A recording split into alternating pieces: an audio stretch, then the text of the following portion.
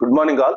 Today sports review వెళ్లే ముందు ముఖ్యంగా భారతదేశ మహిళా క్రికెట్ జట్టుకు శుభాభివందనాలు తెలుపుతూ అద్భుతమైన ప్రదర్శన నిన్న సెమీఫైనల్లో ఇవ్వడం జరిగిందనమాట.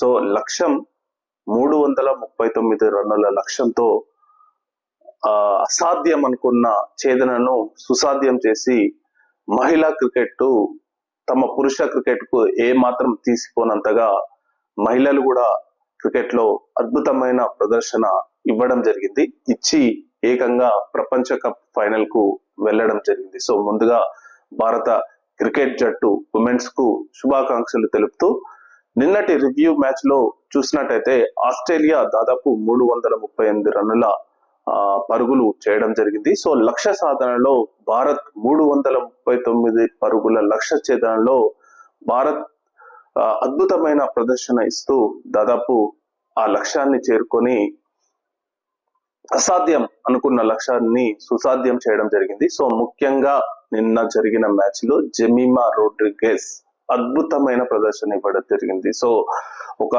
విరాట్ కోహ్లీ ఎలా క్రిటికల్ టైంలో ఆడి ఇండియాను గెలిపించాడో గత కొన్ని సంవత్సరాల నుంచి సేమ్ అదే ప్యాటర్న్ లో జెమిమా రోడ్రిగేస్ కూడా అద్భుత ప్రదర్శన ఇవ్వడం జరిగింది. ఏకంగా ఆమె 127 రన్స్ నాట్అవుట్ అంటే గెలిచే వరకు ఆమె క్రీజ్ లో ఉందన్నమాట. సో ఈమెకు తోడు భారత కెప్టెన్ హర్మన్ ప్రీత్ కౌర్ కూడా అద్భుతమైన ప్రదర్శన ఇవ్వడం జరిగింది. ఆమె కూడా ఏకంగా 84 రన్నులు చేయడం జరిగింది అనమాట. సో ఇలా వీళ్ళిద్దరూ కష్టపడి వీళ్ళిద్దరూ ఒక ఇన్నింగ్స్ ను క్రియేట్ చేసి భారత లక్ష్యాన్ని ఛేదించడం జరిగింది అనమాట. సో ఇప్పట్లో అంటే చాలా రోజుల నుంచి భారత క్రికెట్ మహిళలకు అంతగా ప్రాధాన్యత లేదనమాట. సో అంతగా వ్యూవర్షిప్ కూడా చాలా తక్కువ, కానీ ఇక్కడి నుంచి వ్యూవర్షిప్ పెరగబోతుంది.